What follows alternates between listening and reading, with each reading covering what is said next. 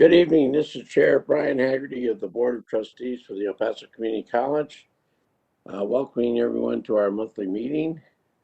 To contact our audio for this meeting, you need to dial 1-844-621-3956. Enter the access code 120-452-5173. And if anyone has any other information that they would like pass on to the college for the Board of Trustees, they can send it to boardquestions@epcc.edu. Pam, go ahead and poll the board, please. Mr. Uxer. Present. Ms. Sanchez. Here. Mrs. Robles. Here. Dr. Graham.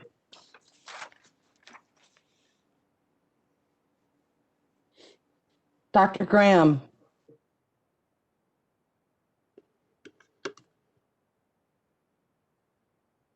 Dr. Graham, can you hear us? Okay, lost the sound. Yeah, I heard you right now, Dr. Graham. Okay, I'm here. You're here, okay. Ms. Nájera. Here. Ms. Pena. Here. And Mr. Haggerty. Here. Okay, 1.4, approval of the minutes. Move to approve. Second. Okay. Call the question. Mr. Uxer. Aye. Ms. Sanchez. Aye. Mrs. Robles.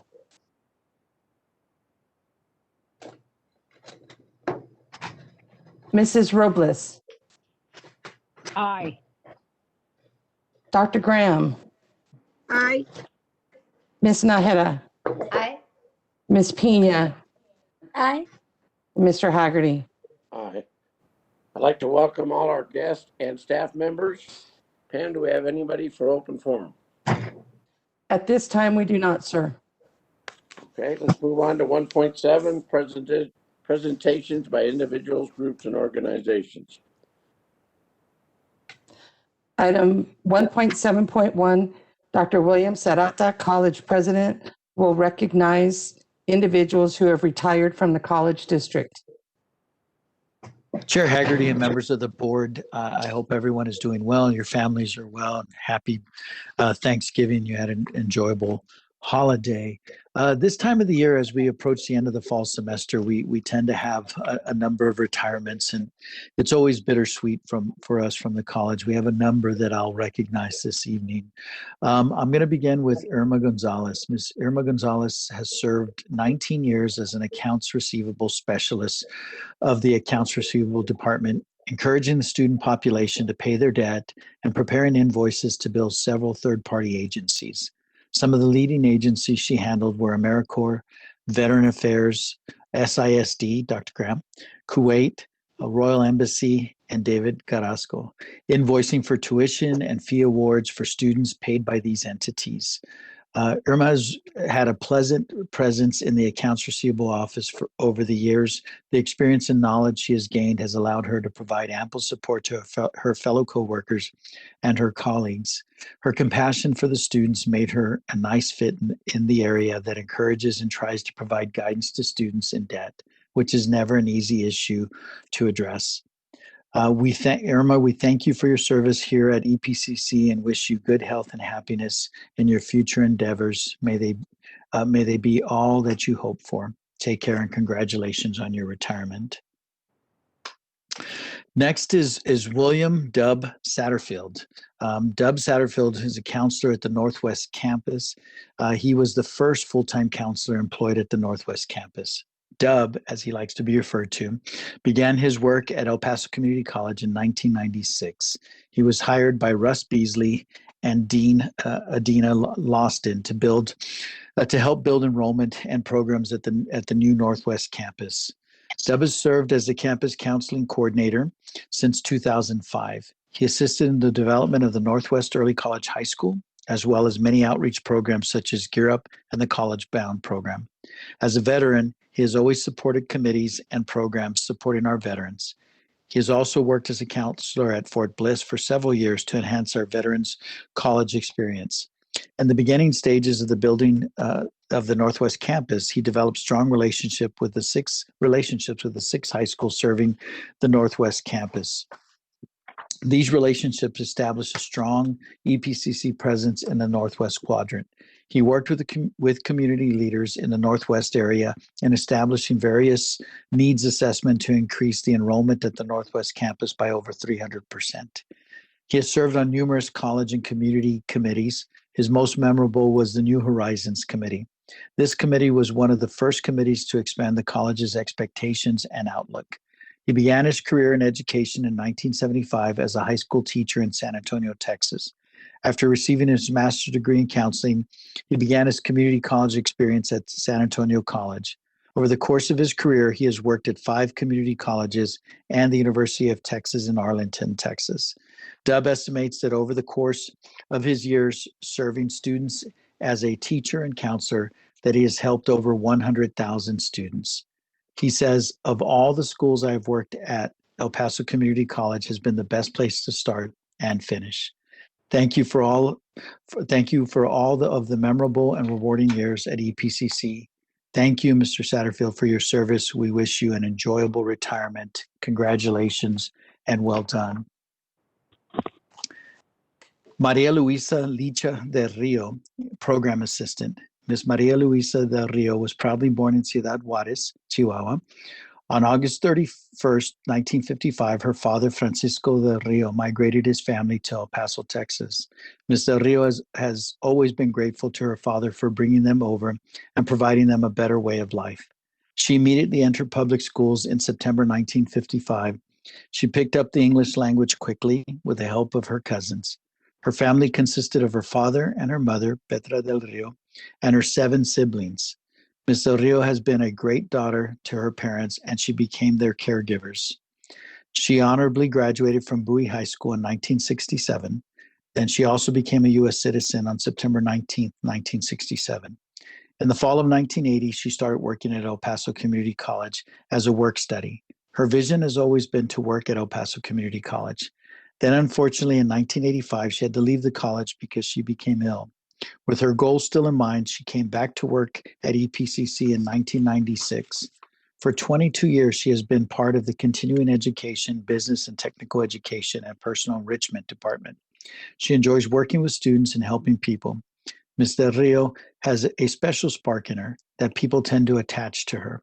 She is very humble, giving, responsible, hard worker, and has such a great big heart. Licha is very creative and talented in many ways. Ms. Del Rio received her associate's degree in business administration. She received the Diamond at EPCC. She received the Diamond Award in 2017. Ms. Del Rio served her mission for the past 25 years at El Paso Community College. She will be deeply missed by all of her colleagues and friends. Some people just know how to bring out the best in others, and Ms. Del Rio is one of them. On behalf of the EPCC family, we wish her the best of luck in her new journey of retirement. We will not say goodbye as we hope she comes back. We hope to see her come back as EPCC family and partake of courses offered in the Continuing Education Department. We wish Ms. Del Rio a happy and enjoyable retirement. Thank you for your service, Ms. Del Rio. Rita Pando. It is a great honor to recognize Mrs. Rita Pando for her 25 years of service to El Paso Community College. Mrs. Pando began working when she was 17 years of age and experienced several job opportunities before being hired at EPCC part-time and continued her career as a full-time employee at EPCC.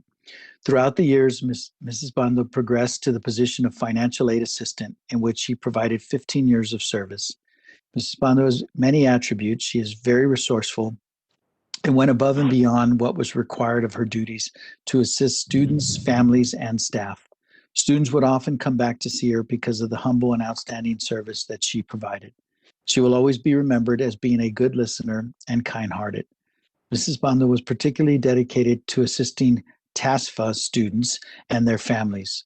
For many of her years with the financial aid office, Mrs. Bando also worked the in-person registration processes and emergency loans. From back in the day when there were long lines of students registering in person district-wide, she often mentions that her commitment to serving students and families was one of her most significant accomplishments while working at EPCC. With over 25 years of job knowledge, she has had the capability and experience of keeping up with yearly changing regulations from the U.S. Department of Education. This has proven her work ethic to be outstanding. Indeed, Mrs. Bando represented EPCC through her quality of work and total commitment to student success. Upon her retirement, Mrs. Bando plans on spending time with her husband, 2 sons, grandchildren, and taking cruises around the world. With most sincere gratitude, we thank Mrs. Bando for her honesty, hard work, devotion to the financial aid office, and the students that she served. We wish her the best on her retirement and the next chapter of her life. Congratulations, Mrs. Bando. Vice President Shaughnessy, I'm sure, will shed a tear with this one. Sandra K. McHale, Executive Office Manager in the Office of the Vice President for Financial and Administrative Operations. Sandra K. McHale began as the Administrative Secretary for the Vice President of Financial and Administrative Services in March 1997. Aside from her daily task in a very busy office, she began producing the Board of Trustees monthly meeting agenda in collaboration with Pam Payne, and was responsible for updating various EPCC policies and procedures.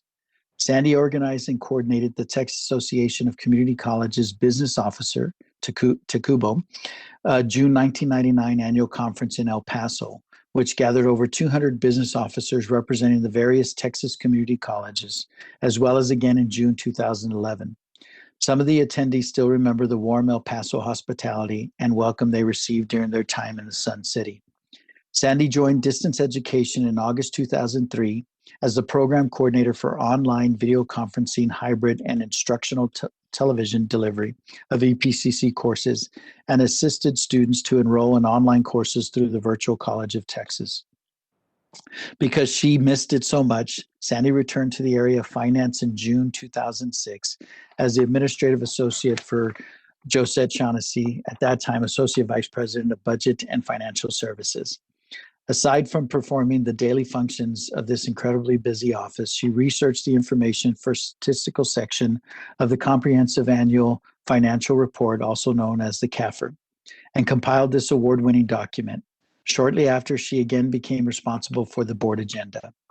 As Senior Administrative Associate in June 2011, Sandy organized budget and financial services training and recognition events, tracked internal audit recommendations, researched information for bond disclosures, prepared presentations for the Effective Management Series, and created PowerPoints for budget presentations to the board, bond rating agencies, and new board member orientations. In 2012, she was recognized as the Full-Time Classified Staff Association Employee of the Year.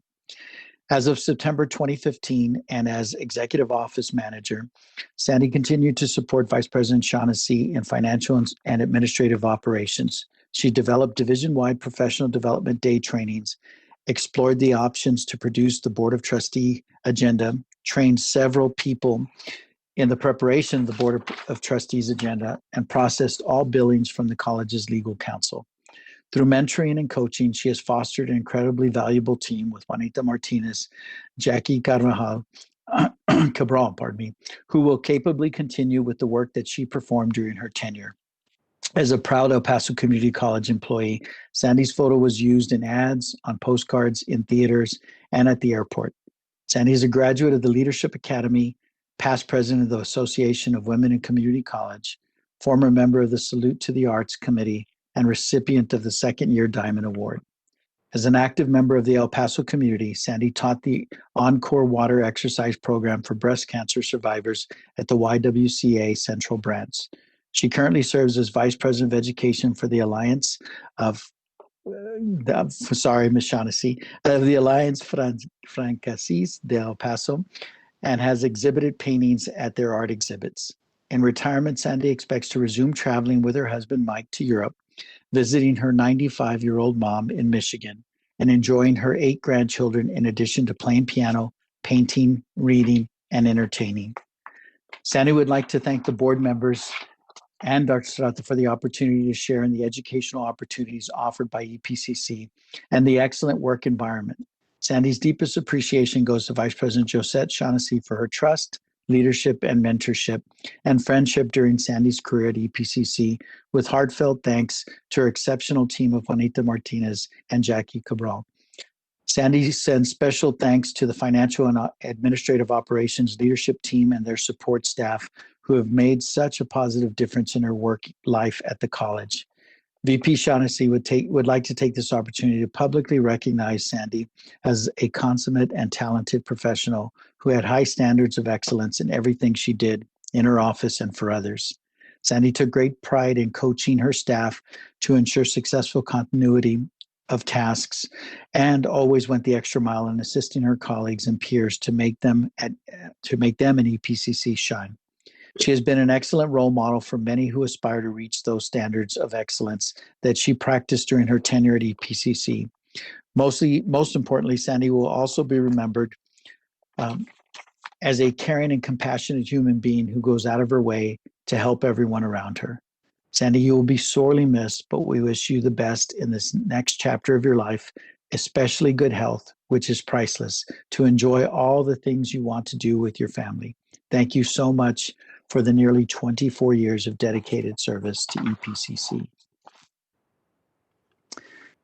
Officer Javier Chavez. Officer Javier Chavez began his career at El Paso Community College on December 2nd, 1980, after serving 5 years with the United States Air Force as a law enforcement K-9 officer. His EPCC career began as a part-time police dispatcher while he was attending EPCC under the GI Bill. He continued his studies in computer science and in 1983 was offered a job as an officer with the police department. During the course of his employment, he has worked all of the campuses and made many friends and acquaintances. He has worked under 6 different police chiefs during his tenure at EPCC. He continued his education and earned an associate's degree in computer programming, and in 1997, he earned his bachelor's degree in business management. In the early 90s, Officer Chavez and Officer Henry Gutierrez started the first bicycle patrol unit. He has been to at least 4 different bicycle certification courses. Officer Chavez was very active with the Special Olympics torch run and raised several $1,000s for the Special Olympic in the 90s. He, along with several officers from the police agencies, ran to different cities in Texas to support the Special Olympic athletes. Officer Chavez is a certified TCOL instructor, crime prevention inspector, emergency vehicle instructor, and holds a master's certificate. Officer Chavez has filled in for lieutenants during their absence, and in recent years served as an interim lieutenant until the position was filled. Officer Chavez intends to spend retirement traveling, visiting his 3 adult daughters, Valerie, a special education teacher in Vancouver, Washington, Amanda, a pediatrician in the Woodlands, Texas, and Larissa, an internet developer in Austin, Texas. Thank you, Officer Chavez, for your service, your hard work, and dedication for your 37 years of service to the college. And finally, Chair Haggerty and members of the board, I'd like to recognize Joel Villaramos, sociology instructor. Mr. Villademoros began teaching sociology at EPCC in the fall of 1975. He was among the first group of faculty to teach at the newly opened Rio Grande campus. During his career at EPCC, Mr. Villademoros has been involved in numerous projects and activities. In the field of sociology, he has developed and obtained state approval for the first medical sociology class to be taught at a community college. In addition, he collaborated with disciplined faculty in developing innovative courses such as a team-taught class using popular movies as a basis for sociology. This later led to a film series hosted by sociology faculty. Mr. Villademoros also served as an advisor to several student clubs. In addition, he sought to improve his teaching skills via participation in college programs such as gender studies, literacy action initiatives, and collaboratives involving class observations.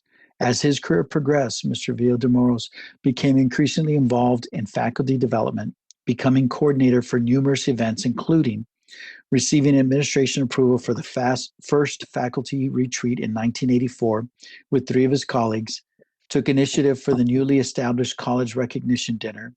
He and the then faculty development coordinator initiated the first annual Southwest Seminar for Great Teaching. This highly regarded seminar continues to this day, and over the course of 30 plus years has attracted faculty attendees from over 120 colleges in 21 different states.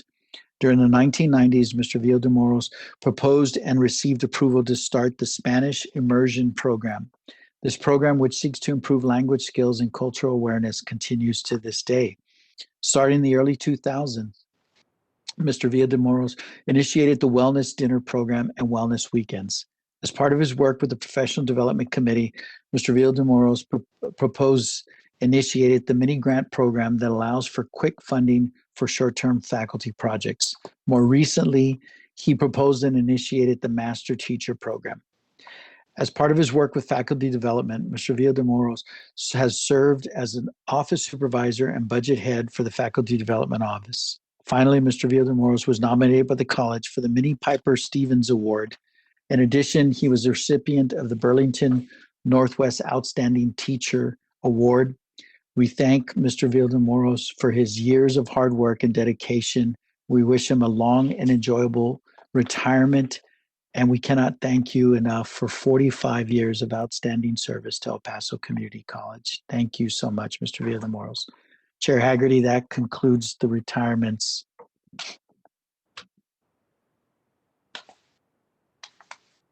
5 years is very impressive.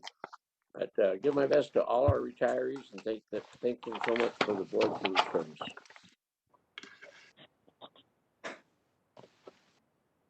Item 1.7.2, Ms. Olga Chavez, Director, Diversity and Inclusion Programs, will present the College District with a National 2020 Higher Education Excellence in Diversity HEAT Award for the 8th consecutive year.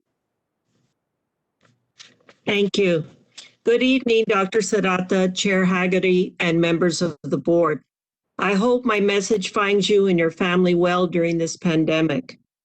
I would like to take a few minutes of your time to share with you once again some good news.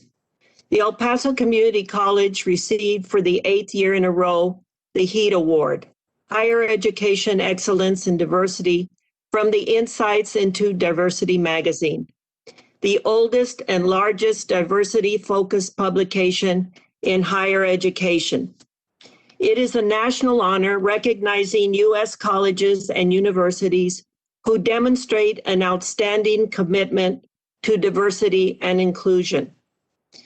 The application process is rigorous and comprehensive. It includes areas of recruitment and retention of students and employees and best practices for both. The continued leadership for diversity and other aspects of diversity and inclusion. As Lenore Perlstein, publisher, stated, and I quote, "Our standards are high and we look for institutions where D&I are woven into the work being done every day across their campus," end quote. You should have received in your packets an Insight magazine, like I've shared with you before, where you will note a section where the names of all recipients are listed and a section that features EPCC and our students. There were only 5 community colleges that were awarded this honor throughout the nation. The remaining recipients are colleges, universities, and law schools.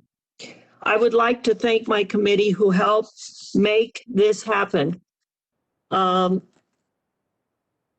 Carreno, Arturo Gonzalez, Marlene Gonzalez, Dr. Carol Kay, Ms. Chloe King, Dr. Andrew Pena, Ms. Natalia Rodarte, Denise Schremer, Ralph Silva, and Alberto Yanez. As well as I'd like to mention some departments and areas that were also supportive and helpful, and that is admissions, HR, the Vice President of Student and Enrollment Services, Marketing, Physical Plant, Disabilities, Recruitment, Vice President of Instruction and Workforce Education, and last but not least, the President's Office. I didn't want this year to go by. I know we cannot be here together to, although we did receive the plaque, to be there to take a photo with our board members and our president. But I still wanted to make sure that you knew that we are still doing wonderful things despite of all what's happening around us. So this really concludes my presentation, only that I would like to wish each of you a safe Christmas season. Thank you.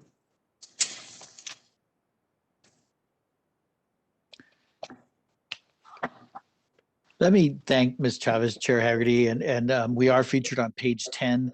There's a nice in this magazine that each of you received in your packages. Thank you, Mrs. Chavez, to you and the entire committee and your team for ensuring that we continue to be highlighted. Very proud that we're one of only 5 community colleges, and to have it 8 years in a row is quite an accomplishment. It exhibits our commitment to diversity that begins with the vision of the board. So thank you so much for your leadership. On behalf of the board, thank you so much, Ms. Chavez. Thank you so much. Thank you, Dr. Sabata. 1.7.3, Pam. Item 1.7.3, optional written report submitted by the presidents of the Classified Staff Association, the Professional Staff Association, the Faculty Association, and the Student Government Association will be read at this time. Trustees, we received one report this evening. It is from the Faculty Association. Hello, members of the board and EPCC president. I would like to introduce myself as the new Faculty Association president. My name is Melissa Aguilera, and I am honored to be in the role for the remainder of the term. Mr. Rudy Hernandez unfortunately had to step away from the position. I am pleased to continue a working relationship with our EPCC administration. We as faculty have been fortunate to have a great working relationship with administration, and I would like to continue working on this relationship with clear communication. I believe that as faculty, we are truly concerned for our students and have a goal of working with students given the circumstances of the pandemic. Currently, the association has been working with administration on the employee agreements. Thanks to the administration for giving us the opportunity to speak with the attorneys and continuing to work on this issue with us. In addition, we are having discussions about best practices of online learning and student engagement. Finally, thank you for your time. I am willing to answer questions or clarify details if needed. I can meet individually, or if there needs to be a time set aside, please let me know. Thank you, Melissa Aguilera, Faculty Association President. And that is the only report that we received for this evening, Chair Haggerty. 1.8. Item 1.8, communications, there is none. Item 1.9, Board of Trustees business. Item 1.9.1, discussion and action to extend the duration of the resolution of the Board of Trustees dated March 27th, 2020, delegating certain emergency powers to Dr. William Sarata, College President, regarding COVID-19. Move to approve. Well, how far would you like to extend it, Dr. Graham? I would say For the rest of, you want to do it for the rest of his contract, or would you like to do it till February, or? May, no? a contract, but I think that we should at least consider it through the summer, June, July. This Because is it- So what Bonnie is your Nájera, motion? second. What was your motion, Dr. Graham? Come here. I can't hear. Oh, we just lost you. Am I back? Yes. My motion was to approve at least through July. Okay, I've got, And you second it, Bonnie? Yes, sir. Okay, any discussion? The only reason why I think it's too far to go, and I think we should do it in 3-month increments, in my personal opinion, because we don't know how far it's going to be until they get the vaccine. But that's just me. But the motion is till next July. Any other discussion? The only discussion that Mr. Marty is that it's permission for him to come back something that, that is above normal. And so I'm comfortable that if it entails having to make a much more serious decision, that he would bring it to the board, or at least alert us that it would. That's all. Yeah, I don't have a problem. I just think that it's too far. I think if we look at it every 3 months, especially when they're coming out with the vaccines, to when we can start bringing the people back to work. But your motion was till July. That was my only discussion. Any other discussion? Yeah, Chair Haggerty. Chair Haggerty, I noticed that legal Go ahead, counsel. Mr. I noticed that legal counsel started to make a statement. What would he do on a length of something like this? I would just ask Chair Haggerty for a point of clarification. Is there a specific date in July? Would it be July 1st, the end of July?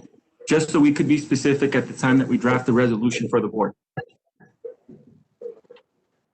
That would be for Dr. Graham to tell us what her motion is. Mine was through Dr. Graham, is it July 1st or July 31st? July 31st. Chair Haggerty, is John Uxer. I think that things are so ill-defined still in the rest of this year, and that's only 1 month. We have a concept of a vaccine, but a similar parallel is that in industry, you really don't know what the effect is of your product is until you get 1 million people trying it for a long period of time. So we really don't know how effective. I personally would like to see an approval of a much shorter period of time. I guess, in lieu of something else, I would see a rolling quarterly basis or 3-month basis as opposed to a longer term. We can always extend it later, but once you extend that, it's going to be difficult to withdraw that future time limit. So I would prefer to have something shorter than July. All right. Any other discussion? I have some discussion, just very quickly, just to remind the public, and quite frankly, to remind myself as well, the purpose of this resolution, the board had entered into this resolution back in March for the purpose of authorizing the college president to take any action necessary to address the pandemic. And so it really was on an emergency basis, make those quick decisions, being that we do meet as a board once a month. Understanding, of course, that Dr. Serrata would be coming back to brief the board and letting us know what action he had taken during that period of time. So far, I've been very comfortable and very pleased in terms of the way that authority and that delegation of authority has been issued out. Dr. Serrata has provided that feedback to the college at our board meetings. He's provided that in detail in any of the reports. And if you all recall, the way that this particular delegation of authority or resolution was drafted was we did end up putting a time frame in which it would come back to be revisited by the board. We can always put, I totally understand in terms of maybe wanting to keep it shorter because we are now, if you will, maybe in a different phase of where we were back in March. And so I'm supportive of the idea of making that shorter. But I don't necessarily think that's a detriment either, because any board member can always bring it back. We can always bring it back to reconsider if circumstances change. Right now, we know that changes may come in the horizon, but we don't know what they definitively will be. Quite frankly, I don't see a lot of, I guess, more delegation being set out from now until July that would make that much of a difference. But I still like the fact that this document is in place and it memorializes what that delegation we have provided to the president has been. But I do think that in terms of, I guess, trying to address some of those concerns of, okay, well, we maybe don't need it for a certain period of time, or we don't. I think that at any point, any member of the board could bring it back and we could look at it, reconsider it. I think Dr. Sanata, as well, as circumstances change, as we move into this understanding of where we may be with the vaccination and what that means for our students, our faculties, our staff, administration, it can certainly be brought back and be revisited. I'm not opposed if we want to put maybe a standing item at our board meeting from now until July, just to revisit where we've been, where, maybe a more organized kind of report to the board of what actions, what issues have come up that would have triggered Dr. Sarata utilizing that particular delegation that we've provided. I think that would be, hopefully maybe address some of those concerns, but that's just an idea. I'm supportive of Dr. Graham's motion, so I don't know if there was a second, but I will second that. But I would ask that if we can consider putting a standing item on its own just to address whatever has come about, again, from that delegation that we set out in that resolution. Thank you. Yeah, Ms. Nahr, second the question. Any other discussion? All right, call the question, Van. Mr. Uxer, Aye. Ms. Sanchez, Aye. Mrs. Robles, Aye. Dr. Graham, Aye. Ms. Naheda, Aye. Ms. Pena, Aye. Mr. Haggerty. Aye. My only, as Ms. Sanchez mentioned, Dr. Sarata, if you could just bring us up to date each month to see how we're coming along. Because no one has any idea how this vaccine is going to get distributed. But my biggest concern is to get the staff back to work as safely as possible. Understood, Chair Haggerty. What we will do, we'll work with legal counsel with Mr. Ortega and his team to provide a standing item. It may be update and action as necessary with this piece. Everything that we're reading, and I'll provide additional update during my report, but everything we're reading is for the general public, it's probably late second, early third quarter for availability. So we're looking at the July timeframe. My hope and goal would be that we'd be able to have some sort of normalcy return to campus by the fall term. Okay. And I don't want it to sound like you all aren't working from home. I don't want anybody calling up saying that I don't think anybody's working. No, obviously, things are getting done. So just hopefully we can get them back to the campuses as quickly as possible, as safely as possible. Okay. Next. Item 1.10, board reports. Item 1.10.1, treasurer's reports, August 31st, 2020, September 30th, 2020. No action is necessary. Item 1.10.2, president's report. Item 1.10.2.1, as part of the president's report, Dr. William Sarata, college president, will present the 2019-2020 Title IX Annual Data Summary Report. Haggerty and members of the board, this is reporting requirements that are under Texas Education Code 51.253C, Section C. There is a memo included in your packet, which is a data report that must go to the Board of Trustees at least once during each fall or spring semester with regards to our governing board. It's also posted on the institution's website. a report concerning the reports received by employees under TEC section 51.252. The type of incident described in the employee's report constitutes sexual harassment, sexual assault, dating violence, and/or stalking as defined in TEC section 51.251, and any disciplinary actions taken under this code. So you see the reporting requirements. We also provided a link within the memo that is in the packet for the Board of Trustees that shows the proper requirements were adhered to. I give Dr. Pena and Human Resources full credit for ensuring that the college is in compliance on the employee side, as you'll indicate in the Appendix A, which is page 82 of your packet. It shows the number of reports, the number of investigations under each of these respective sections, and you'll notice that we're fortunate the college has 0 reported in each of them. In addition, we have to bring this to the board's attention, and so we want to make sure that we're in compliance, which was passed in Texas statute, and that we continue to bring the board up to speed on these particular items to ensure our compliance.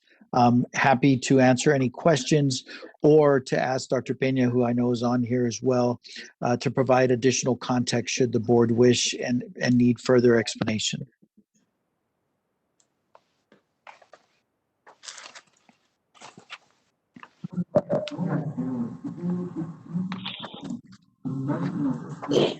I guess we have no next slide, please.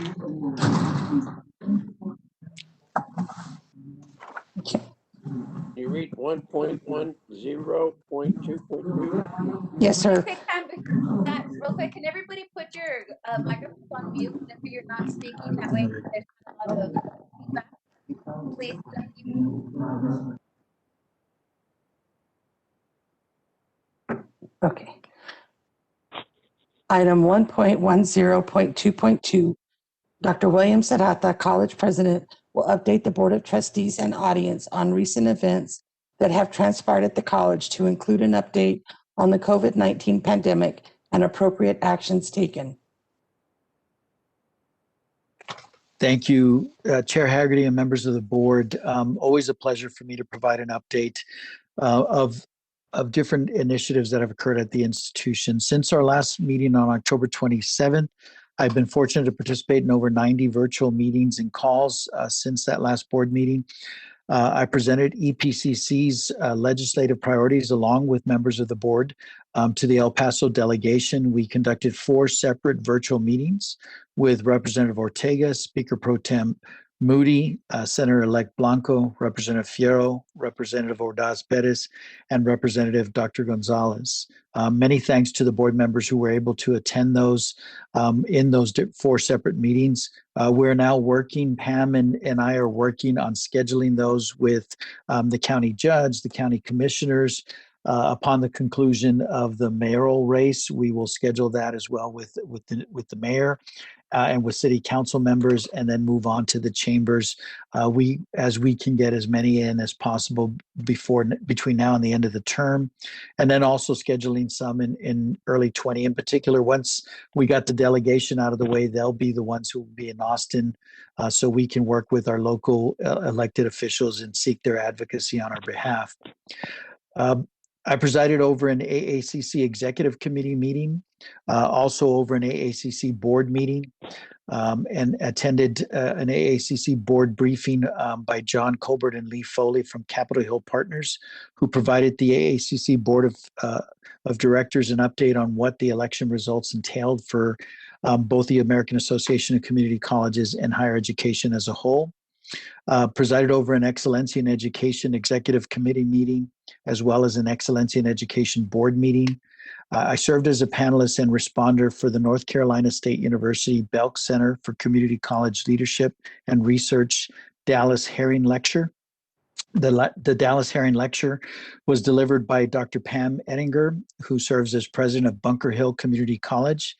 Other panelists included Dr. Candy Dietermeyer, president of Central Piedmont Community College in North Carolina, and Dr. Arvis Proctor, president of Harper College in Illinois.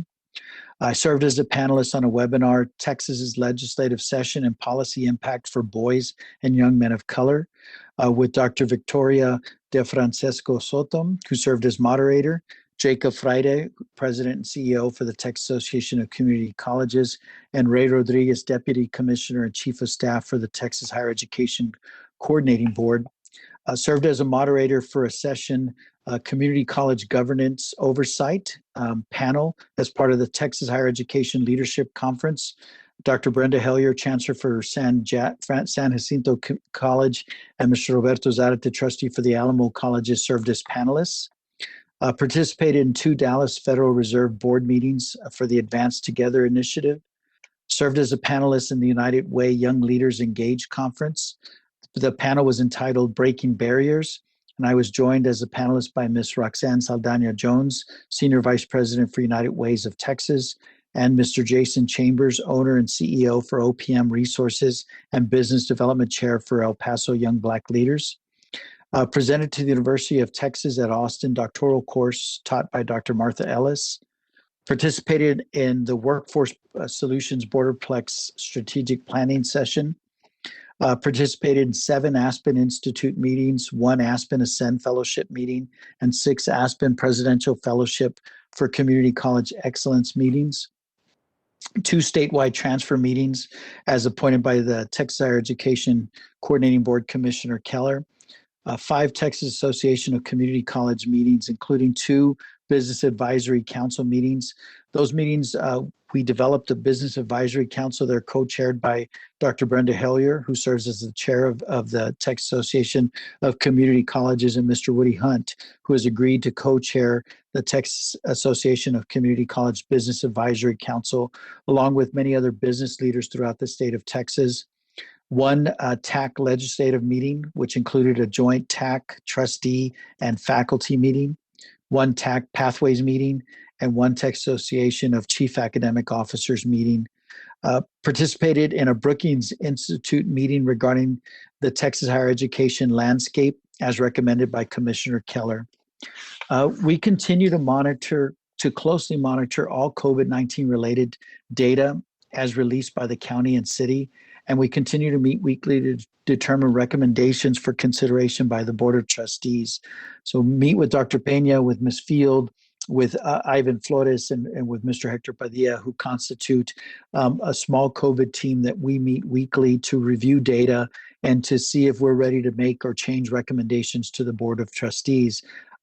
Currently, the data for the 5 benchmarks that we are tracking continue to support our majority virtual environment for both instructional modality as well as campus operations. I'll remind the board that the 5 items benchmarks are the 14 days of decreasing cases. And while the last completed 14 days was 16,067 cases, which was down from 22,499 cases, they remain the highest 2 weeks, back-to-back weeks reported of cases since March. The rolling moving 7-day positivity rate, the benchmark for us should be less than or equal to 5%. It is currently 12.9%. The cumulative positivity rate, our benchmark for reopening, is less than or equal to 10%, and we are currently at 13.53%. The robust testing program, the benchmark for reopening is less than or equal to 4 days from swab to result. As of this morning, there was 261 late cases which were reported. These are at the state level. They're not local issues, they're state issues, but those cases date back weeks, if not months. And finally, the infection rate, the benchmark for reopening for the college is 25 cases per 100,000 population, which would equal to about 210 cases per day. Today, 580 cases were reported. We are hopeful that the numbers are coming down. Again, 580 versus when we were seeing close to 3,000 cases reported, but they remained each of the benchmarks. We are not meeting the benchmarks that we need to meet in each of the 5 areas. So we currently do not have a recommendation for the Board of Trustees. We will continue to review the data, and I Unless there's an emergency for the board, the next round of presentation to the board will be in January. Chair Haggerty and members of the board. That concludes my report, and I'm happy to entertain any questions from the board.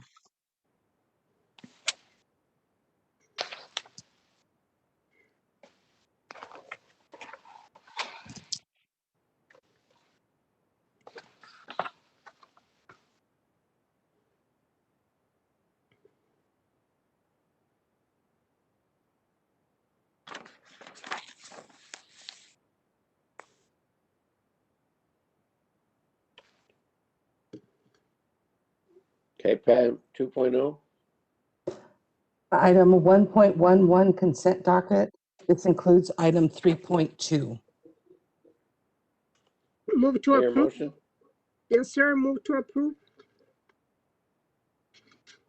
I hear a second.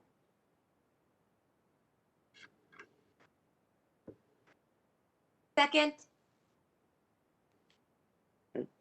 Any questions? Call the question, Pam. Mr. Uxer, Aye. Ms. Sanchez, Aye. Mrs. Robles,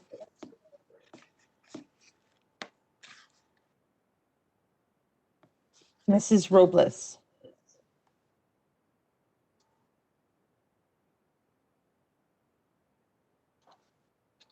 Mrs. Robles, Dr. Graham, Aye.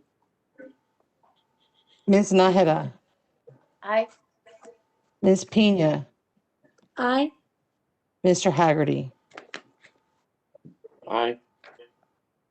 Item 2.0 administration.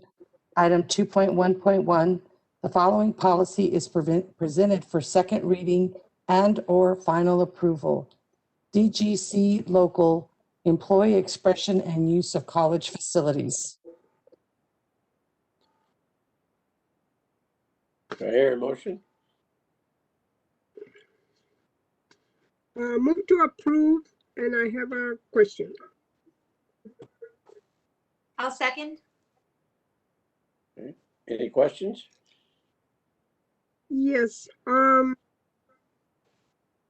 some of these, bottom date on the policy has date issued 4/16/2020. Will that be updated? Dr. Graham, this is Julie Penley. Those dates are the latest update from TASB, but if the board approves a local policy, then it will be stamped with the date of the board meeting at which that occurred. That update issue is a TASB record keeping. And my other question on this policy is on page 86, number 5.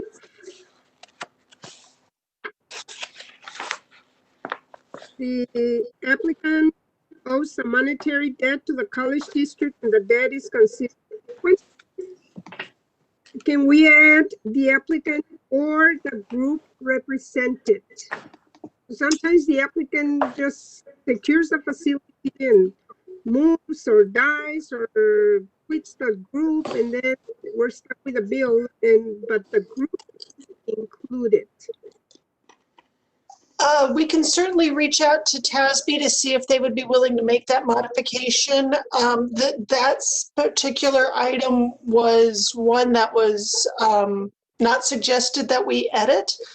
The only thing that I could offer to that item is that even if it's a group that's requesting access, at the end of the day, it's an individual that fills out the document on behalf of the organization. But I do see your point. So if that is the board's will, I can certainly go back to TASB and see if they would allow an edit on item number 5 on that page.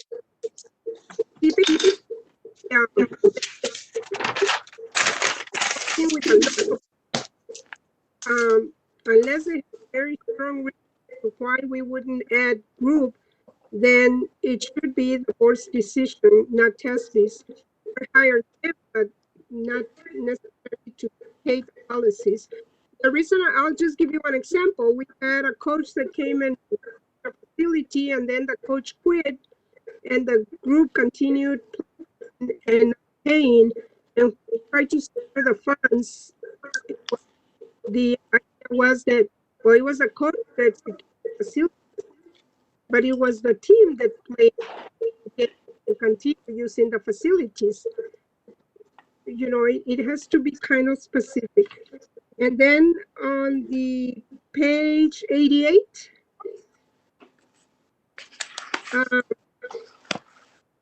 it speaks to the appeals. And on the appeal process, the decisions made by the administration under this policy may be appealed in accordance with DGBA local and FLD local as applicable. Do we have the process in place for DGBA already? Dr. Graham, those, the DGBA will be presented to the board for first reading at the January regular meeting. Okay, the only question I would say is that if we have it on the policy and the policy is approved before we have the procedures in place and something happens in between, you know, we won't have that in place, but as long as we're working on it as well. Okay, that's all I have on that one. I do have a question, I guess, as a follow-up to what Dr. Graham had mentioned. So, Okay, hold on. Dr. Graham, what I'm understanding on Caller 4 or concern- 8. Let me try 8. Have her talk. Can you hear me? Yes. Oh, Can sorry. you hear me? Yes, ma'am. Ms. Rogers?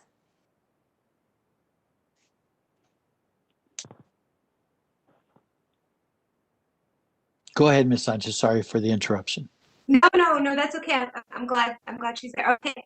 For item 5, Dr. Graham, where you had indicated your concern on the applicant, would it not be the case that the applicant in some of those cases would be the organization, right, or the entity versus the person? Or are you saying that it's typical that it's just one individual who would serve, I guess, as that applicant? I'm just trying to figure out if that's more of like an internal process that we could address on the application itself. I'm just not familiar with that would exactly procedurally work. What I was thinking is, let's say, for example, that you are teaching a group of folkloric dancers how to perform, and you go and secure the facility, and then later, you know, it's approved, and they've been using it, and then later you decide to quit the team or the group. You're no longer the instructor. They have to get somebody else, and they default on the amount of money owed to the college for the use of the facilities. You're no longer available, so we can go after you. The new person that took over never signed any kind of document, and the group of kids that were part of the group, you know, who are you going to hold responsible? That's my only concern, because I've dealt with them and it happens. Either the coaches walk away or the instructors walk away that rented the facility, and they're stuck holding the bag because nobody is going to pay for it. I understand. Okay, I see. And third on there that it can also be a group. Then if they come back and they want to use the facility, well, you're going to have to figure out a way to pay for the outstanding balance before you can reuse the facilities.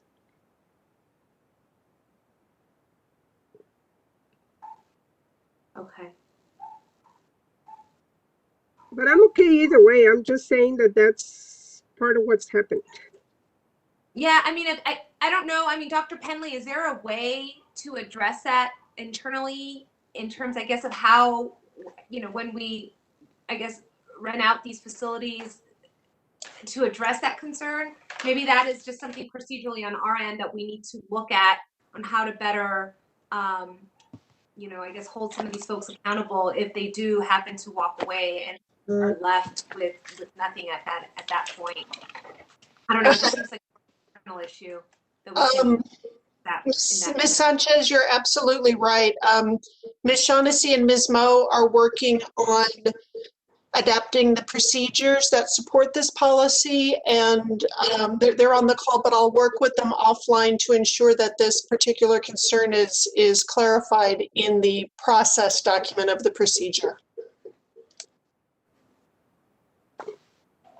That sounds So much. Any other questions? Call the question, Pam.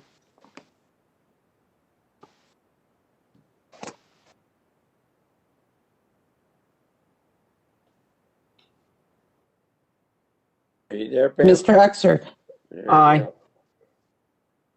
Ms. Sanchez, Aye. Mrs. Robles, Aye. Dr. Graham, aye. Ms. Nájera, Aye. Ms. Pena, Aye. Mr. Haggerty. Aye. Item 2.1.2. Item 2.1.2, the following policy is presented for second reading and/or final approval. DIAA local sex and sexual violence relating to personnel complaints. Move Yeah, to, mo- Second. Any discussion? yes. On page 90, Dr. Penley, on sexual violence, I know that, it's very clear, and then later on we bring it up in another area, in another policy, but do you think we need or we don't need to include the word age under sexual violence, where it talks about where a person incapable of giving consent due to victims of drugs, alcohol, or due to an intellectual or disability? Is that only strict employees, or does that include? Because remember, people in the early college, high school. Dr. Graham, my understanding is that this is the legal definition. And again, we do have a corresponding procedure that Dr. Gonzalez has been asked to review, as this falls under his area, and we can certainly enhance the college's approach to that concept in that procedure. Only because later you address it under students, but I just didn't include it. And have in place the definition of retaliation and for future reference, because if somebody says, oh, they retaliated against me, so there's got to be some kind of definition. Because get an increase in pay or a promotion is not retaliation, but people would use that. And that was the statement on discrimination on this same policy. The other one that I have is on page 92 at the very bottom. Alternatively, the employee may report electronically through the college district website. Do we have the website in place? Because we don't want to approve the policy if they cannot do it, because then we're not in compliance with our own policy. Yes, ma'am. Dr. Pena does have this website functional and ready to go. Great. Thank you, ma'am. And just as a point of clarification for the board's peace of mind, recall that last month when I provided these policies for first reading, there were a few sections that were shaded in gray.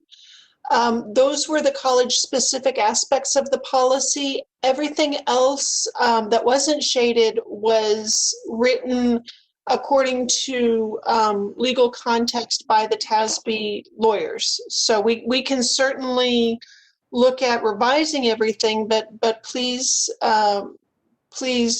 understand that these policies have been vetted through legal counsel.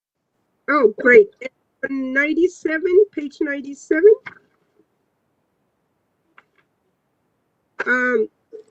In the area where it says college district action, the Title IX shall submit the investigation report to the college district arbitration attorney. Why are we hiring an attorney for this.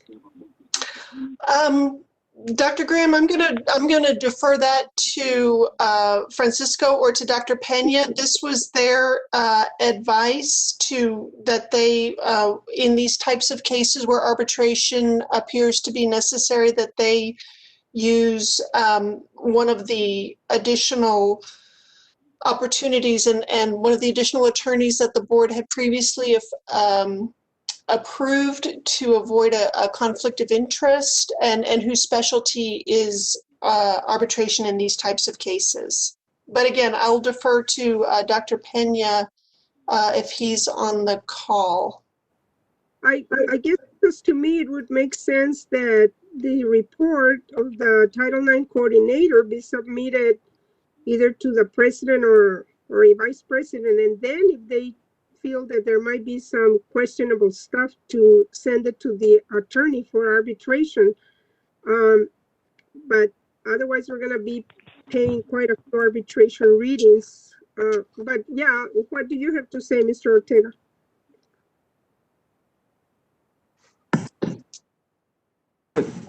Graham, I'll defer to Rosemary Marin. I know she was working with Dr. Pena on this specific policy, and I believe she's on the line. Thank you. Hello, I am on the line. I don't believe that I was involved in this particular policy. Well, I just don't having to send everything through the attorney. It just doesn't make sense to me. I understand if the president, says this needs legal review, that it would go to the attorney, but and it's not just there. It's mentioned several times, that it becomes regular language that it's going to go for district arbitration attorney. So I'm comfortable with that. What do you think, Ms. Sanchez? I was unclear who that was going to be. I mean, is that Scott Holtz? Is that someone else that we would have to hire out? I was unclear. Is Dr. Pena on? I don't know if you have clarification, and if not, can we then maybe table that to get some clarification then on who that specifically would be and under what specific circumstance? I mean, is this any and all circumstances in which the coordinator is submitting that for investigation?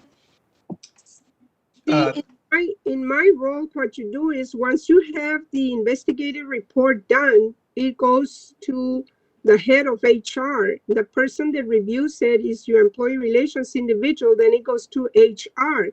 The HR director or person determines whether or not it merits possibly the attorney looking at it, but we don't hire an attorney for arbitration to just review the investigative reports. Right.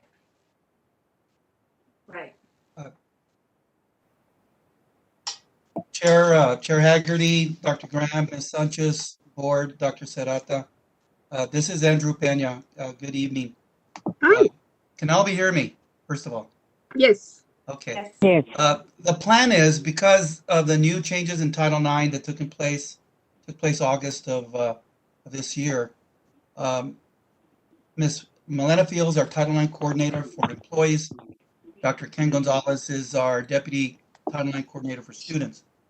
The plan was to keep Scott Holtz really as the attorneys to represent the college and contract with external individuals in the community to either serve as an investigator or as a hearing officer, decision maker.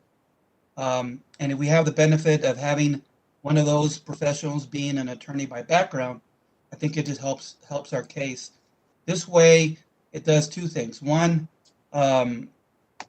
we don't have multiple extra positions in our Title IX area, yet we're utilizing external resources to meet not only an investigative role, but as well as a decision maker or hearing officer's role, thus keeping Ms. Field and Dr. Gonzalez as the recipients of this information and working with these external parties on a resolution should they come up.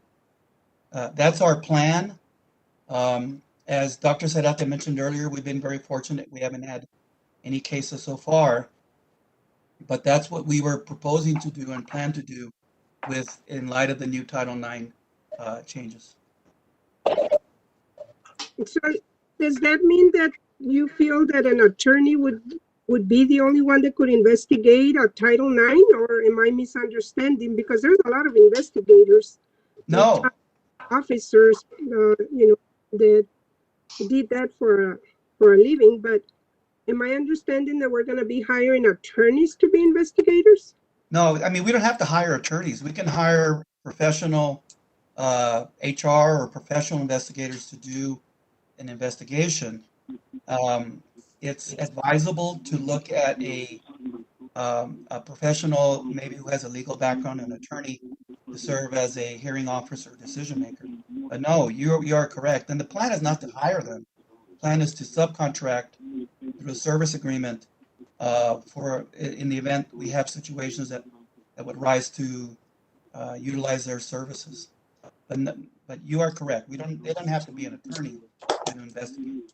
I guess it just throws me off that we throw the word arbitration in there, because that almost sounds like all these cases are going to go through arbitration, which is not necessarily the case. I can see you consulting with the attorneys that we have hired, to represent the district, for guidance or for them to be aware of what's coming up. So if they have to defend the case, they're fully aware of it.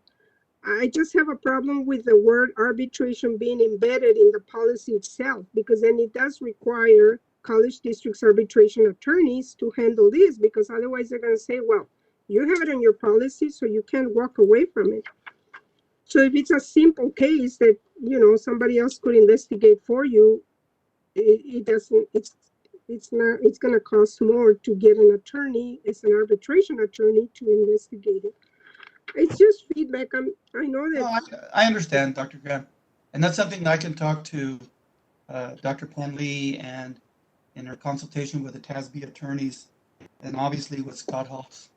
I don't know. I agree with Dr. Graham. I mean, I think when you specify arbitration attorney, it has a very, I think, specific meaning, and it means that the college's options were limited to hiring an attorney. Definitely agree that it's not only an attorney that can conduct these investigations. So if the college wants to open that up and not bind itself to just having a lawyer being and serving in that role as the investigator, then I think that we should not be as specific.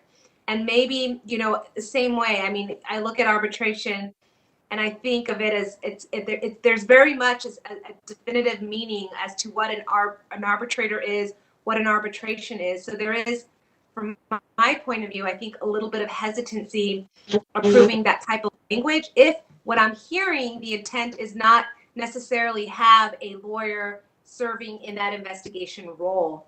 And so to the extent that that is not the intent, and we want to open that up to other type of individuals who can serve in that role and to do a good job in that, I think that would be advisable. And so can we table that then? I'm not comfortable approving that until that language is I think flushed out, because I definitely agree it has a very definitive meaning as to what that means. And maybe I think I heard Ms. Marin and Mr. Ortega mention that they hadn't had the opportunity to look at that, but at least have them look at that, so that what they're, at least from the feedback that I'm providing, and at least what I'm hearing from Dr. Graham, correct me if I'm wrong, and any of the other board members, I think the idea is to leave that flexibility to hire or solicit the feedback from someone to serve in that investigative capacity that is not just necessarily a lawyer. So can we do that? Can we table that? I don't want to approve that without that that fleshed out some more. And let me add this, Dr. Peña and Dr. Penley. We fully trust both of you, and I know this is all kind of new that to restructure some of these policies, but if you look at the further down, disciplinary and the college district arbitration attorney or designee determines blah, blah, blah. The attorneys don't run the college, you do. They simply guide you to minimize, the cost or litigation and stuff like that. So I don't have a problem with you running stuff by the attorneys. We definitely need them to things, but like as far as disciplinary action, that should be your role in HR. That is your role in HR. With prohibited conduct that occurred, then you would know that just from the investigations.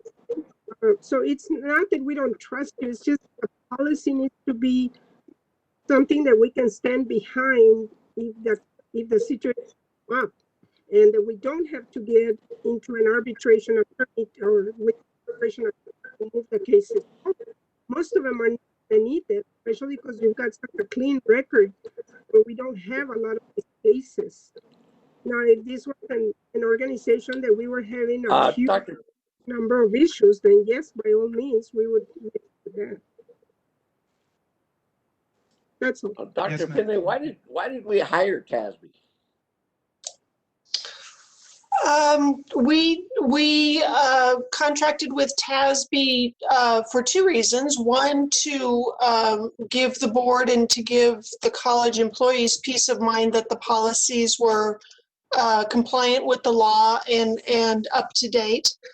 And two, because this is a consistent system of policies that has been adopted by virtually all the community colleges across the state. So it's standardization, if you will, with our colleagues across the state. So everybody across the state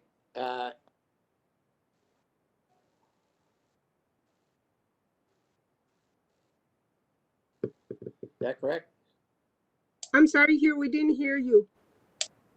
I said the colleges across the state have had TASB do their policies, correct?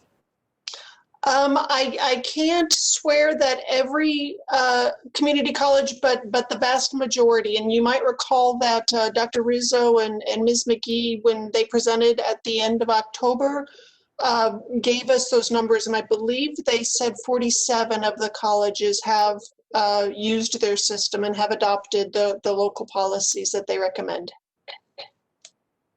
Well, this is only the second one that we've approved, and we're having all this discussion. Why did we hire them if we're not going to follow their recommendations? Because I can answer that, sir. We are following recommendations on all the legal policies. So we're not questioning the legal policy. But the local policies, if you noticed on page 100 or any of the other pages, these are local policies. That means we, the board, can change or tweak or add or delete to the policies as long as we don't deviate from the legal policies. Those we can change. So my only question is, Dr. Graham, I'm sure Dr. Finley has gone through all those. We're going to be talking a lot about these policies, and we're only on the second one. That's why we're going to table it. That's why I said we should have a committee, because we do need to review them whether you like it or not. That's not my question, Dr. But the recommendations, they're not telling us. 25 years, I've heard you yell and scream about TASB. We get TASB, and now you're questioning each one of their policies. But the recommendations, they're not, we don't have to go by them. These are local policies that we should really look through them with a fine comb. And that's why, and I agree with Dr. Graham, we should have committees, because we will be here for hours. You're right, Mr. Haggerty. We could be here for hours. So it's better to have committees, but we still have to look them over. We can't just take it, these are local policies that are there so that we can look at. Everybody's is going to be different. We're not going to use the same as everybody else. We put Dr. Finley and the staff at the college in charge of doing this, and they're bringing it to the board. We had this last week for the first reading. Now they come back to get it approved, and now we're having a 45-minute discussion. Why didn't we discuss this on the first reading? Have you always agreed with everything that, I mean, I totally I'm agree. not That's what we saying I'm hire for. disagreeing. But have, My question is, why did we go through all this if we did not have this discussion on the first reading? It only comes up when we come up for the second and final approval. And that's a fair question. You know, that is a fair question. I should have gotten back to her before, and we can certainly do a better job at reviewing them on the first reading. Okay, so maybe in the future, Dr. Graham, before she comes to us on the first reading, maybe you can discuss it so when we come up to the final, everybody's satisfied. That sounds good. I don't mind that. I just went ahead and took too much time on the first reading because I was reading the old policy that we have in place and the new one to be able to I would rather do it on the first than when you come up for the final. Why didn't we have this discussion on the first? I just explained that because I didn't have a chance to get to both of them at the same time, the old policies and the new ones, but we can certainly do it in the future. that's why it's better to I'm have just a bringing committee it up now. so that there's more eyes, more ears, and we can have time. That's fine. I'm sure Dr. Finley would love to have another committee to help her out with all these. I think it's great. But what Mrs. Sanchez says is that she likes to table this. Do you want to rescind your motion, Dr. Graham, to approve this? You made a motion to approve it. You want to continue with that, or do you want to table it like Ms. Sanchez asked you to? Table it. Table it until the attorneys to review it. Okay, fine. All I'm asking you is you have to rescind your motion. I rescind my motion. Thank you. Make your motion, Ms. Sanchez. Motion to postpone item, what item are we on?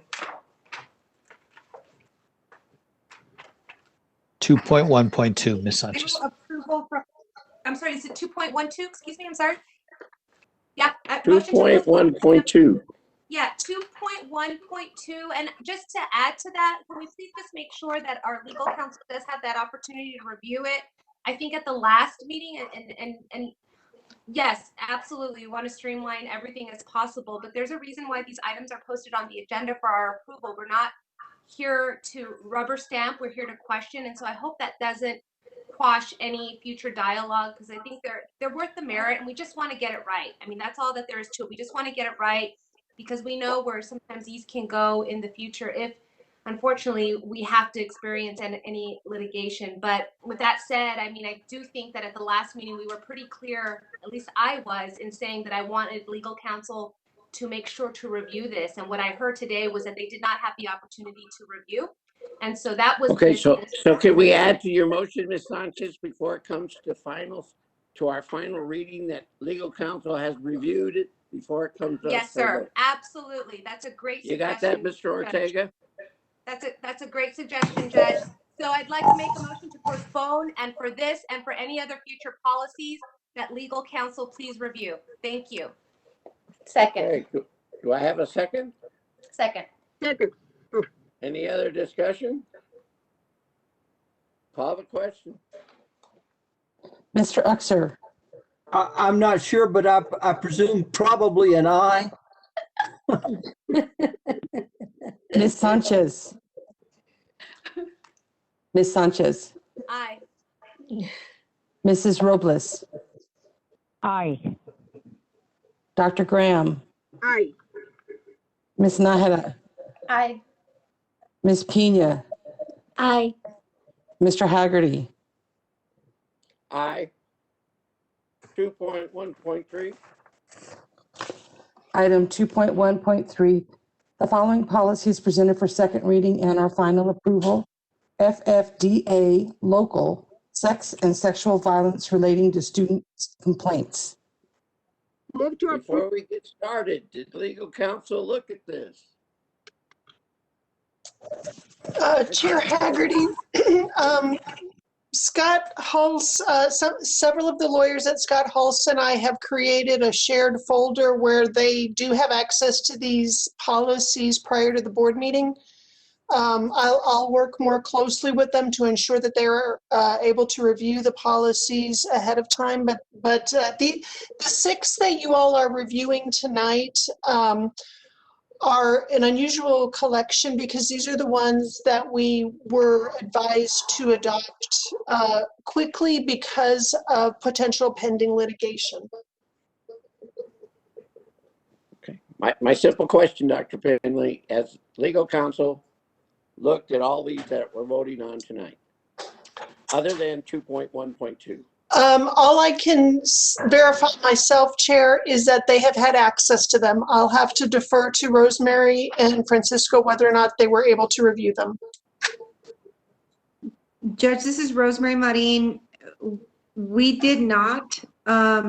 We initially were involved in the Title IX policies, but ultimately it was decided that because TASB was recommending that the board move quickly on the Title IX policies to ensure that those were in place in accordance with the current law, that the university, the college would rely on TASB's lawyers and the language that was being proposed by TASB's lawyers without our involvement. We don't take it upon ourselves to do work for the college unless we're asked to. And so, I mean, we do have access to those policies, but unless we're asked to review them specifically and give comment, we don't do that. Okay, since you haven't looked at them, I make a motion to table 2.1.3, 2.1.4, 2.1.5, and 2.16 until legal counsel has looked at it to make sure that we've got all our T's crossed and our I's dotted. Do I have a second? Second, Belen. Any other discussion? Yes, Mr. Haggerty, because I do want to share some of my concerns on the next policy on FFDA so that legal counsel can look into them, because otherwise they don't know which areas we are concerned about. You're telling me legal counsel doesn't know how to review these? It's not that they don't know how to review, but they can't read my mind. I have some concerns that I want to So express. let them look them over, Doctor. You just said you want them to look them over. Let them look it over. When they bring it back for final reading, you can have them look at your mind to see what they can do for you. Judge, We're wasting our time here. Why are you in such a hurry? We are My wasting. problem is, Dr. Graham, this is the second reading and this is final reading. We brought this up once before. And now you bring it up. Now we got to table it because legal counsel didn't look at it. Legal counsel just told you they didn't look at them. Mrs. Sanchez just made a motion that said she wants legal counsel to look at them all. So why don't we let them look at them all, bring it back for final reading, and if you still have a question, they can answer your question. And they might be able to answer the question because they've read them. They looked them over.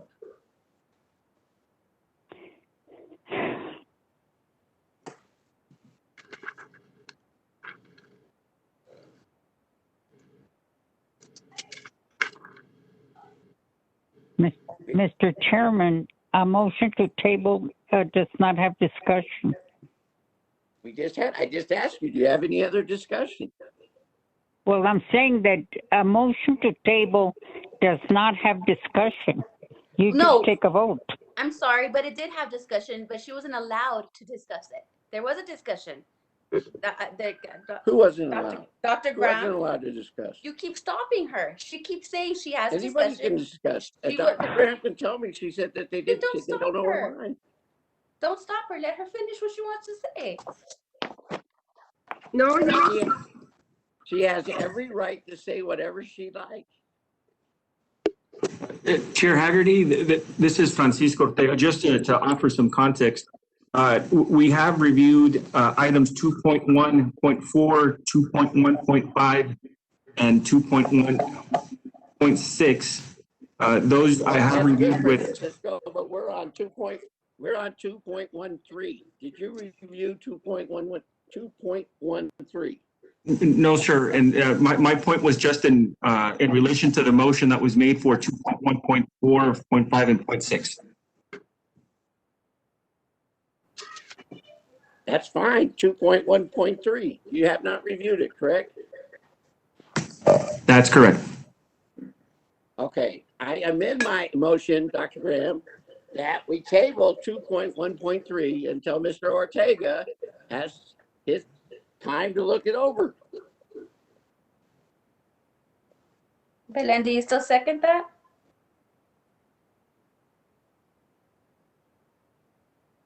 All right, Against the amended dies motion. without a motion. We have a second? Christina just did. All right. Any discussion, Dr. Graham? Do you have anything that Mr. Ortega should look at before he comes back and tells us it's okay? Yes, specifically, I'm concerned the policy needs to, because this one is on students. So on page 102, it does need to reference the age of the student. And my other question is on 105, reporting procedures. Do we have that in place? And I think we do. I think Dr. Gonzalez is the Title IX coordinator for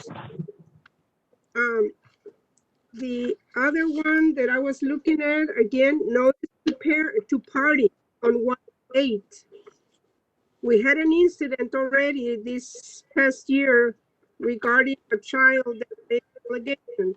And because they are underage, there is a need to report to the minor incident to the parents. Even though they are in college, they are still minors. So if you can 1/8 parties and see, we need to include the parents in that paragraph. And the page 113, it's talking about the arbitration attorney again instead of in the bottom paragraph on access to policy procedures and related materials. We have that in place for the parents in the student handbook, because if it's a policy college, then do we have a student handbook because the policy is making reference to it. That's what I have on that one. Thank you, Judge. You got that, Mr. Ortega? Yes, Judge. Thank you. Any other questions? Call a question, Pam.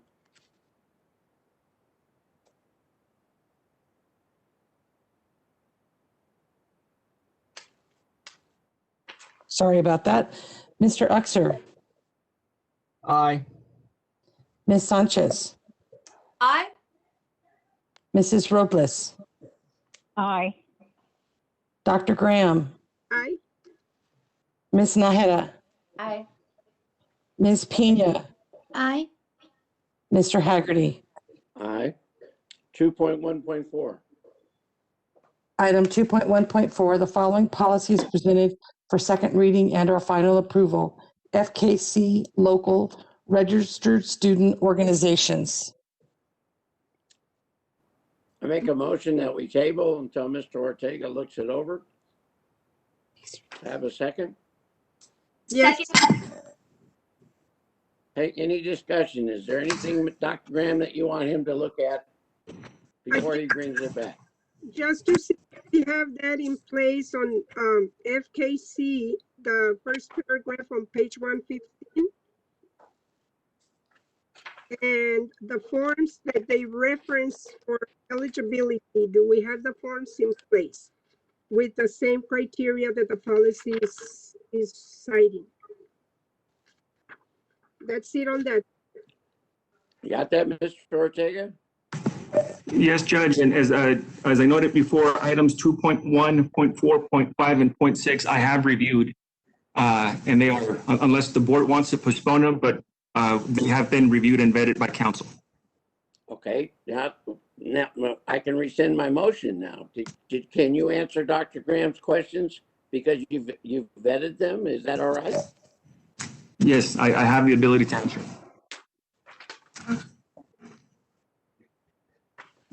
Dr. Graham, answer her questions. Maybe we can pass that tonight.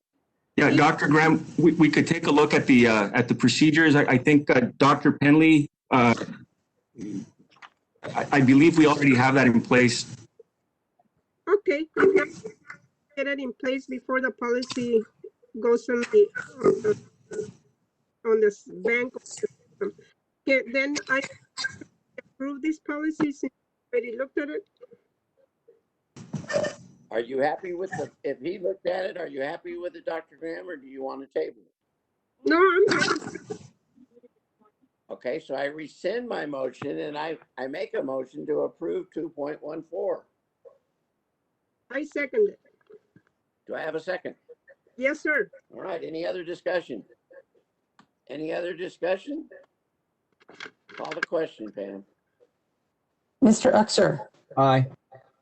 Ms. Sanchez, Aye. Mrs. Robles, Mrs. Robles,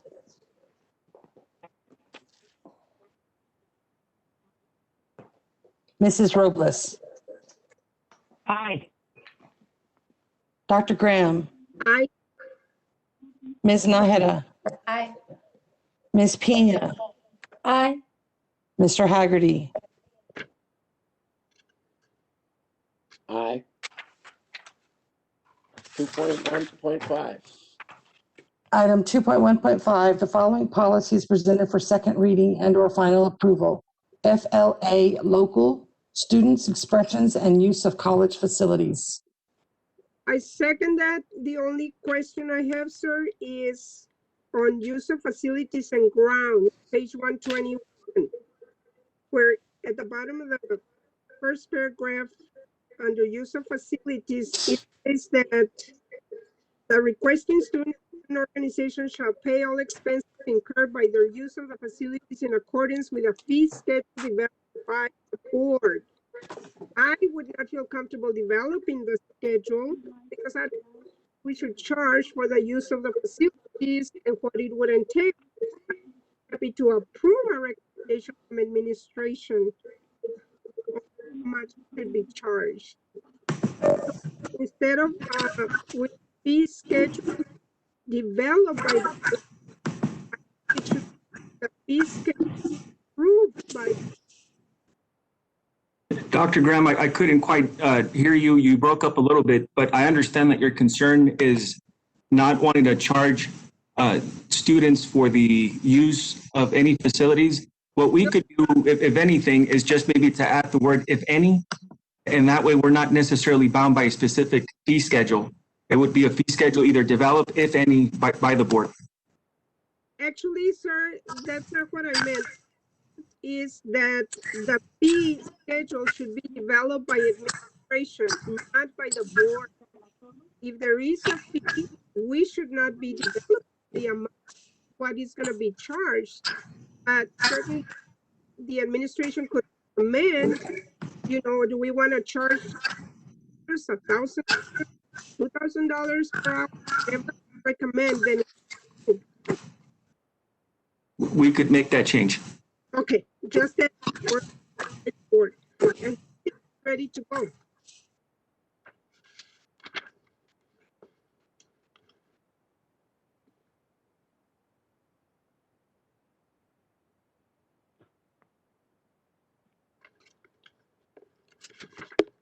They muted me. I think you're paying somebody to mute me there, Dr. Graham. Anyway, call the question there, Graham. No, Well, actually, I think I believe we still need a motion.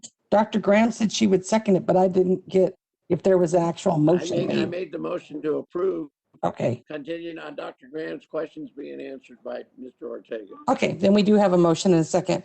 Mr. Uxer, Aye. Ms. Sanchez, Aye. Mrs. Robles, Aye. Dr. Graham,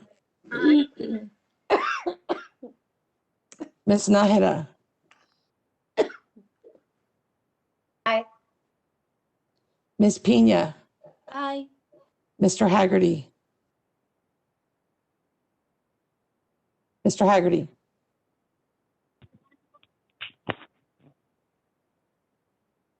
I think we may have lost Mr. Haggerty's volume. Mr. Haggerty, are you there? You're muted. You're muted, Mr. Haggerty. Again, they muted me again. Hi. Thank you. Item 2.1.6, the following policy is presented for second reading and or final approval. GD, local, community expression and use of college I move facilities. to approve, as long as Mrs. Graham's questions are answered by Mr. Ortega. Do you Yes, have any questions, Dr. Graham? I have no questions on GD local, sir. Okay. So do I have a second? Yes, Bonnie seconded. All right. Any other discussions on this item? All right. Call the question, Pam. Mr. Uxer, Aye. Ms. Sanchez, Aye. Mrs. Robles,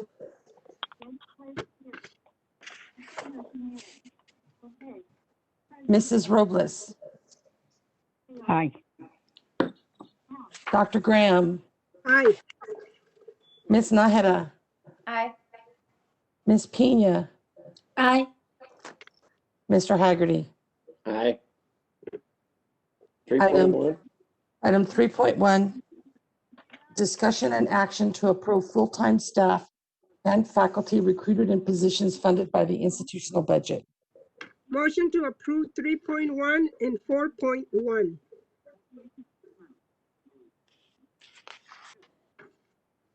Can you read 4.1, Pam? Yes, sir. Item 4.1, discussion and action on the approval to receive bids and proposals as defined under Texas Education Code, Chapter 44, as well as statements of qualifications as defined under Texas Government Code, Chapter 2254, through electronic transmission through bonfire. Any discussion? Call a question? Mr. Uxer, Aye. Ms. Sanchez, Aye. Mrs. Robles, Aye.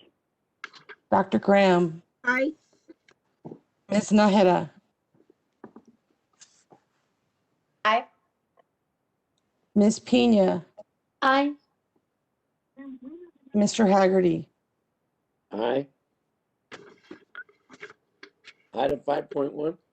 I'll just, item 5.1, discussion and action on the approval to increase the existing limit on expenditures with Train US Incorporated for district-wide purchases, services in an amount not to exceed $400,000. Motion to approve 5.1, 6.1, and 6.2. Second. Pam, can you read 6.1 and 6.2, please? Yes, sir. Item 6.1, discussion and action on the approval of a contract award from CBEESC Incorporated in the amount of $169,000.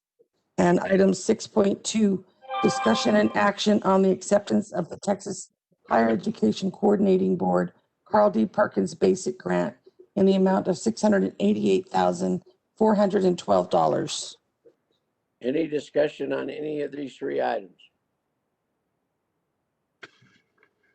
No discussion? Call the question, Pam. Mr. Uxer, Aye. Ms. Sanchez, Aye. Mrs. Robles, Aye.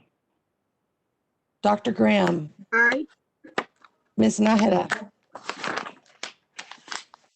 Aye. Ms. Pena, Aye. Mr. Haggerty. Aye. 6.3. Item 6.3, discussion and action on the acceptance of a cooperative agreement from the University of Texas at San Antonio and the U.S. Small Business Administration in the amount of $353,895. Move to approve 6.3 and 6.4, and congratulations on Elisario at College High School. Can you read number 6.4?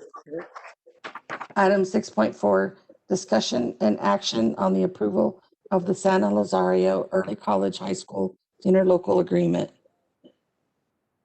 Hey, any discussion on these two items? Call the question? Mr. Uxer, Second. Aye. Ms. Sanchez, Aye. Mrs. Robles, Aye. Dr. Graham, Aye. Ms. Naheda, Aye. Ms. Pena, Aye.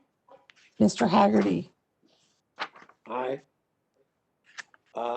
You want to go into executive session in 10 minutes?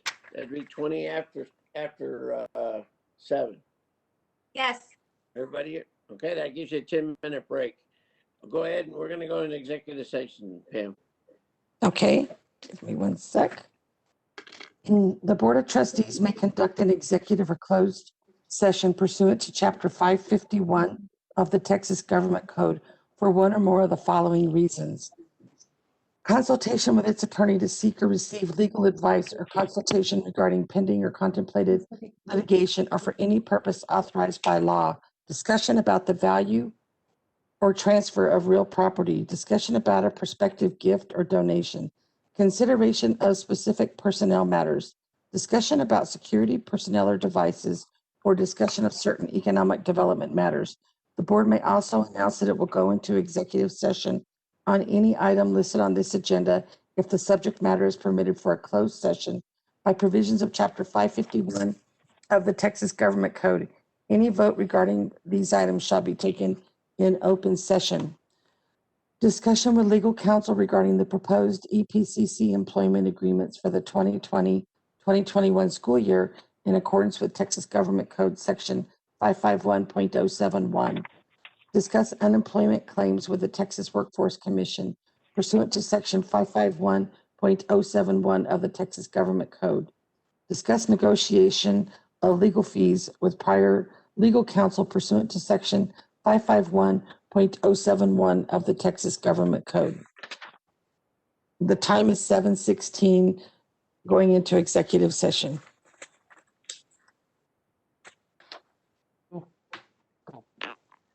Okay, this is Chair Haggerty. The board is back in session for our regular board meeting. FYI, the next board meeting is going to be on January the 26th, 4 o'clock for finance and, is that correct, ma'am? That is correct. Okay, so at 4 o'clock, we'll have a meeting with the finance and facilities, and then at 5 or 5:30 for the board meeting. Chair Haggerty, it will depend on the number of items that'll be on the agenda, so we'll let you all know as soon as we get back from the holidays. Okay, so you'll let us know. So anyway, on the 26th of January, we'll need the next board meeting. Do I have a motion to adjourn? So made. All in favor? Aye. Okay. Aye. All right, we are adjourned. Everybody have a happy Merry Christmas and a Happy New Year, and stay safe. Thank you all so much. holidays, Thank you, members of the board. you. Thank you all. Good night. Be safe. Bye.